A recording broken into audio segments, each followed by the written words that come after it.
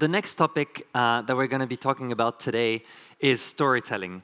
But it's storytelling with a little bit of a twist. We'll talk about storytelling in a crisis situation.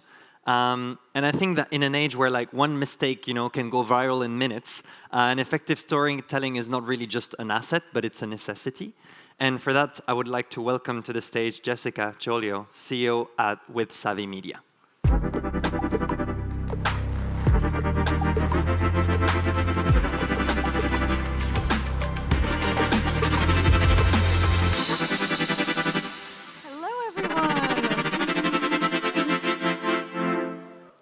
Hello, everyone. It is so great to be back at Tech Chill. The last time I was here was in 2020, and this was actually the last conference I went to before the pandemic.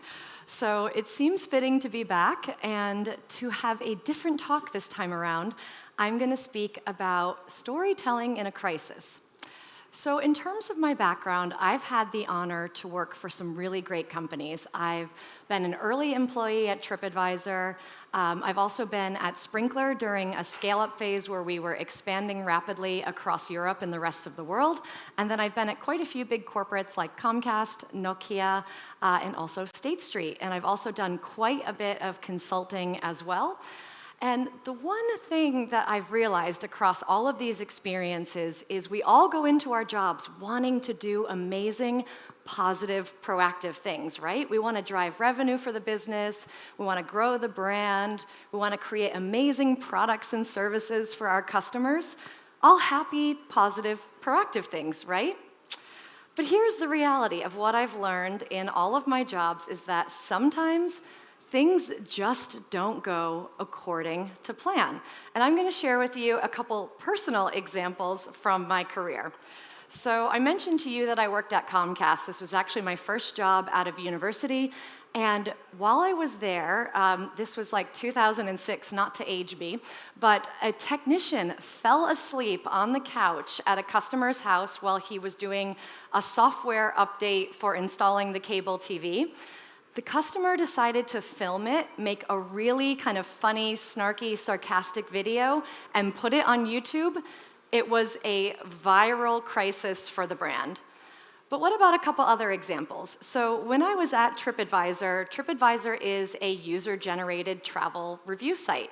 And one of the crises that we had repeatedly was news outlets poking into the integrity of our reviews, basically alleging that some people are gaming the system and putting fake reviews on TripAdvisor. I also had quite a few crises at Dunkin' Donuts, which is an American fast food company that sells coffee, donuts, breakfast sandwiches, things like customer incidents in store going viral for all the wrong reasons. Or what about lawsuits? Someone actually sued us alleging that we made their coffee too sugary and it sent them into diabetic shock. Or actually, what about my personal favorite, and this is where you really cannot make this stuff up. We actually had an allegation of a prostitution ring in the drive-thru, and there was an undercover police operation, which I kid you not, was called Operation Extra Sugar. I think you know what they're talking about. That was fodder for every late-night comedian, every news outlet around the world, all right? So here's the question. What defines a brand crisis? Well, I'm so happy you asked. So a brand crisis is defined as any unexpected event or situation that threatens a company's reputation, that erodes customer trust, or business operations. And broadly, crises fall into two different buckets. One are crises that you create. And yes, you as a company can create a crisis. We think about things like a marketing campaign that's gone wrong, or what about a product or service failure? Now, there's also crises that happen to you, and these are the things that we cannot predict that are things that we have to react to. So this can be things like a cyber attack, or what about a natural disaster, or even war or terrorist attacks. These are things that we as the business don't necessarily see coming, but we have to react to. So I've got a list here on screen of the 12 most common business and startup crises, and I'm going to go through them because you'll see they fall into those two camps of either crises you create or crises that happen to you, which are things like security breaches or data leaks, war or terrorist attacks, natural disasters, legal or compliance issues. We also have leadership crises, funding crises, a product failure or a major bug, a PR disaster or reputational damage, customer backlash, like we talked about those Dunkin' in-store issues, supply chains or operational issues, which was huge after the pandemic, a competition crisis where the competition can come out with something new or go after you in a very public way.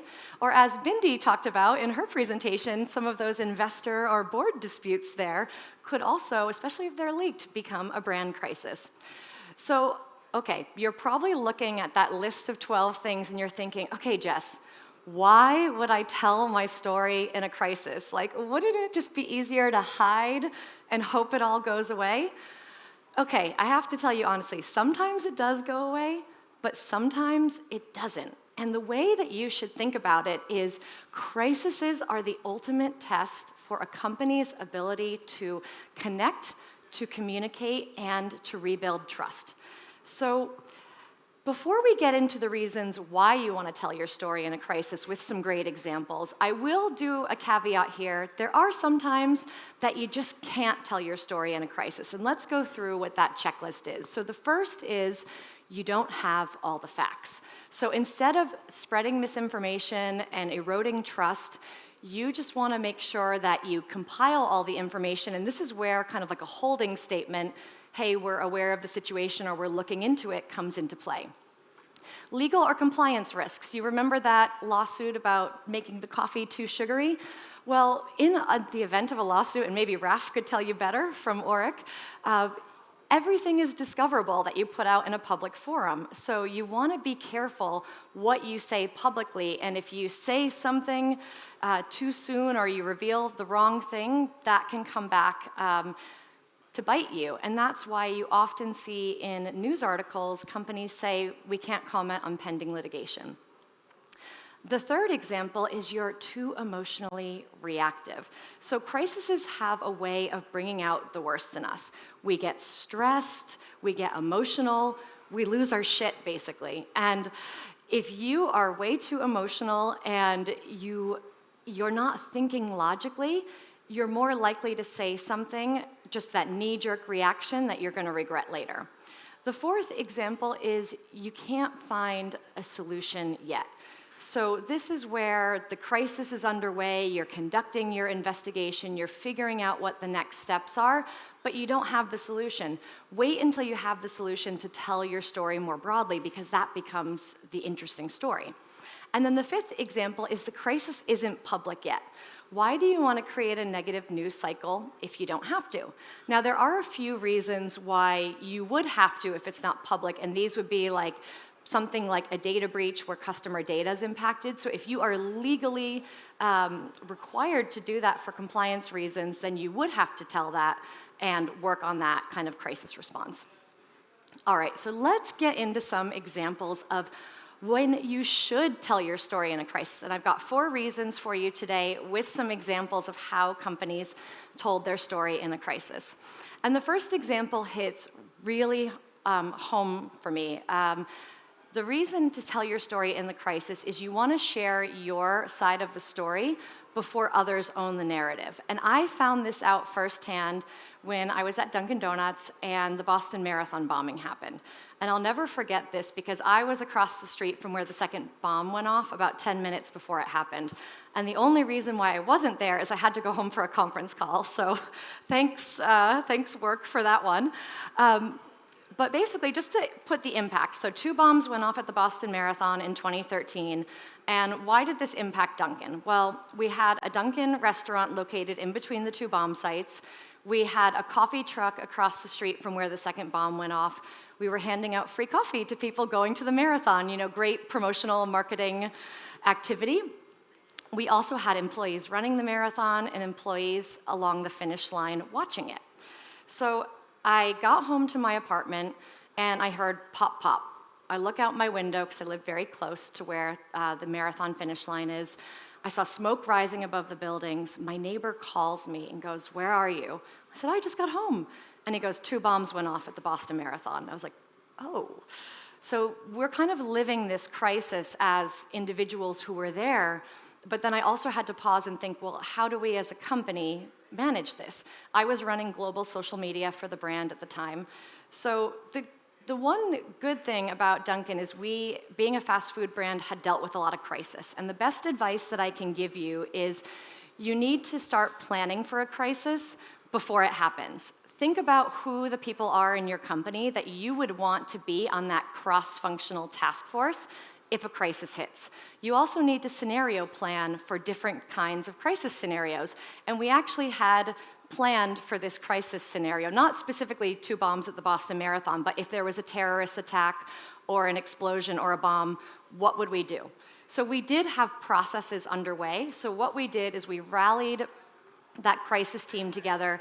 We divided and conquered. The first thing you want to do when a crisis happens is do an investigation. So the investigation for us in this scenario is, okay, we need to assess the health and safety of our people, our restaurant, our coffee truck. We need to understand if everyone's okay. And I'm really, really thrilled to tell you that everyone was okay miraculously, given how close we were to what happened. Then, once you kind of get through that phase, that's probably within the first 12 hours, we started to think about, okay, but what else could we be doing here? And as a business that's very closely tied to Boston, we raised 100,000 pounds for the One Fund Boston.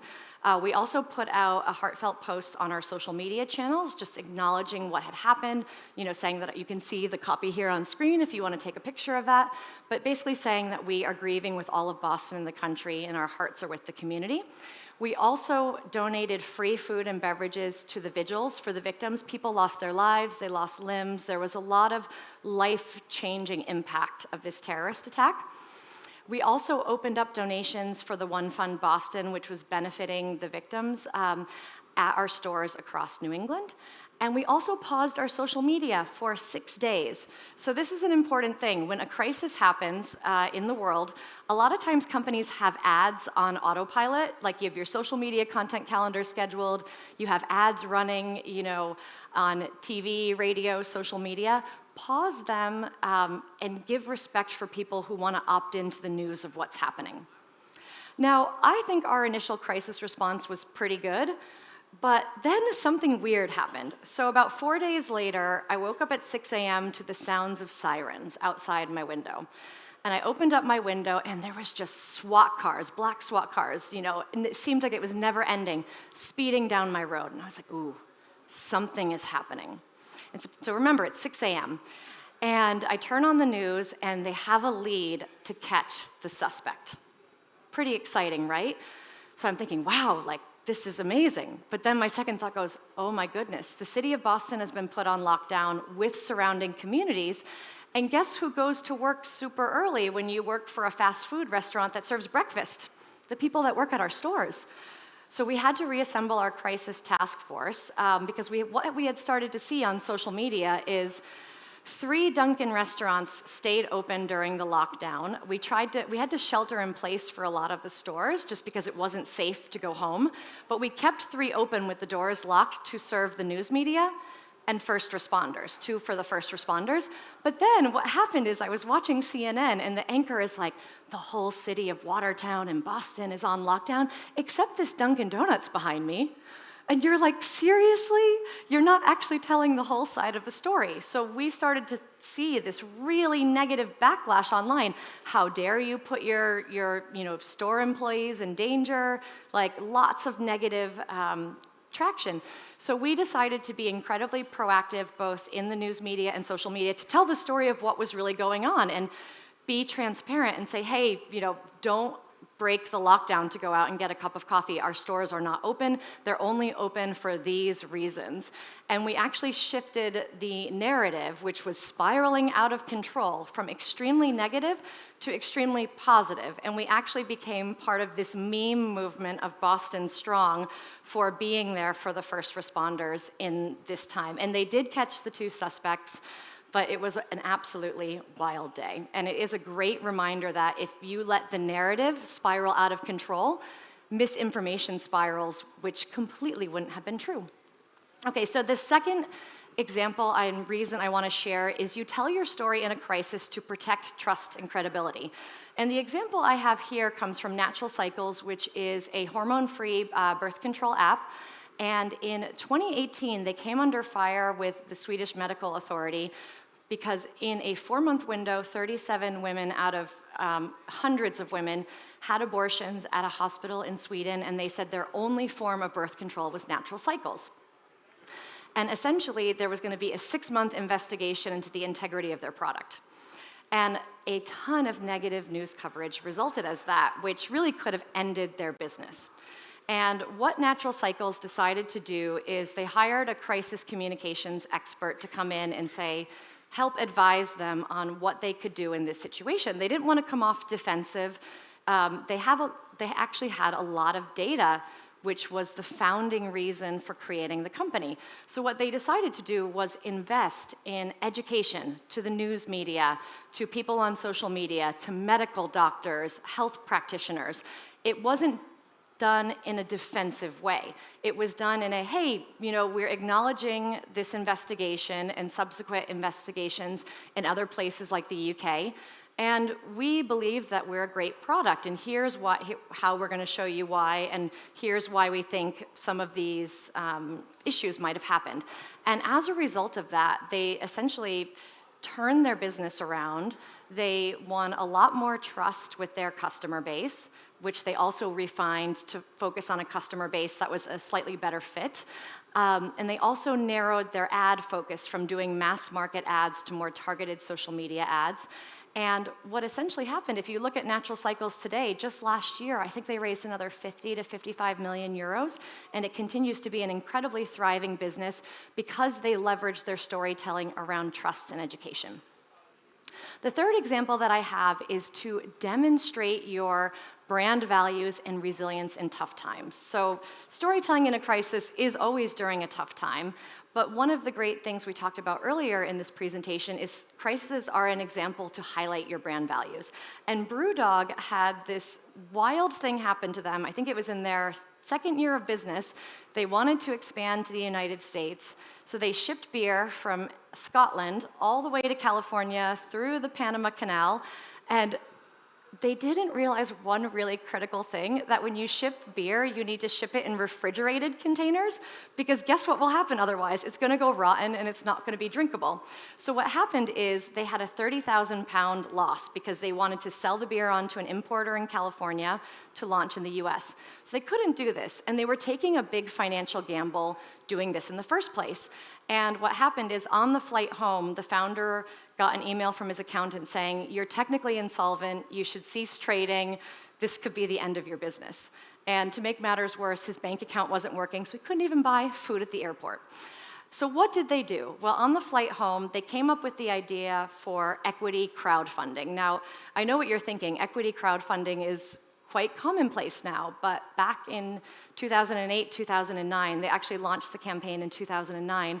This wasn't a huge thing, so they actually consulted 6 different law firms. 5 told them this wasn't possible to do. The 6th said, yep, we can do it. Somehow they made a gamble to accept the 100,000 pounds in legal fees to do this. And they launched their crowdfunding campaign in 2009, and they did it in a values-driven way. So I actually don't think they did the whole storyline of invest in us or we're going to go out of business. But what they did is they leveraged their brand ethos. So BrewDog is all about equity for punks with their crowdfunding. They want people who are kind of rebels. If you want to ever see like great examples of wild PR stunts, BrewDog has done quite a few of them in the UK, and they leverage this kind of more rebellious tone of their brand values and their ethos for making great beer into attracting like-minded people to invest in them. And this ended up kind of saving their business, and they're now not doing equity crowdfunding anymore. I think they shut it down a few years ago, but they, to date, I think have raised 80 million in equity crowdfunding as a result of this strategy. So the last and final reason to tell your story in a crisis is to communicate your solution or action plan. So we talked a little bit about really needing to have that action plan, and that makes a great story. Well, KFC in the UK and Ireland had something unprecedented happen to them. They actually ran out of chicken. And you think, KFC is this big global brand, they should have their stuff together, right? How can they run out of chicken? Well, they decided to source a new supplier, and let's just say they were having some teething problems, and people literally lost it. People were tweeting, KFC have run out of chicken, the apocalypse starts now. And you think that was funny. People actually started calling the Met Police in the UK because KFC ran out of chicken, prompting the Met Police to tweet, KFC running out of chicken is not a reason to call the police. Leave the lines open for genuine emergencies, people. So I know what you're thinking. How bad could it have really been? It was pretty bad. The story reached 80% of UK adults. There were 750 KFC restaurants closed, and 19,000 staff were impacted. So what did KFC do? So I want to draw your attention to this amazing chicken bucket here. So who is the creative that realized if you swirl around the letters KFC, you could spell FCK for guess what? Fuck. Which is what I think a lot of the executives at KFC were thinking when this happened. So they took out a full-page ad in a lot of the top publications in the UK with an empty bucket of chicken that read FCK with an apology message, but also the story of what happened. When something this crazy happens, you don't try and sweep this under the rug or hide this with PR spin. It's wonderful that they saw it as a storytelling opportunity, and they continued to tell their story in real time through Instagram and Twitter, and they used humor to do it. So the chicken crossed the road, just not to our restaurants. So they explained what happened. We brought a new delivery partner on board. We're having some teething problems. And they said, we won't compromise on quality. So notice that storytelling with emphasizing the brand values there. So some restaurants are closed, some have a limited menu, and some have shortened hours. And they also give a shout out to everyone who is flat out to get them up and running again. So they had lots of messaging like this, daily and throughout the day updates as much as they could share. They kept the public updated. And the key point here is that amid an unprecedented supply chain issue, KFC earned customer trust with humorous honesty. And you know what? Actually, once they restocked the stores with chicken, their sales went up like crazy because they got what's the one thing you want? It's the one thing you can't have, right? So once people could have it, they went back to store in droves. All right, so let's wrap up here with a couple key takeaways. So the first one is, we did talk about reasons not to tell your story, but the reality is those are all kind of placeholders, a lot of those. Silence is rarely the answer. If you don't share your side of the story, others will. And the thing is, you might not actually like how they tell it. Speed and transparency build trust. So acting quickly, but not necessarily so quickly that you say something you regret, and also embracing honesty, it shapes public perception and it prevents misinformation from spreading. And then your response should also match your brand. So I purposely picked 4 different examples to share with you. So Dunkin' embraced empathy, KFC embraced humor, Natural Cycles embraced kind of education and data, whereas BrewDog embraced innovation and their values to align their crisis communications around those company values. And then last but certainly not least, learn from our kind of Dunkin' example and all of our preparedness is the best time to prepare for a crisis is before it happens. Get that cross-functional team in place, do some scenario planning, start to think about how you would respond, who would need to be involved, what kind of messaging you would need, what kind of channels you want to be active on. All of that work really helps you when a crisis does strike. And hey, if you ever need any help on storytelling in a crisis, you can give me a call. So thanks so much, everyone.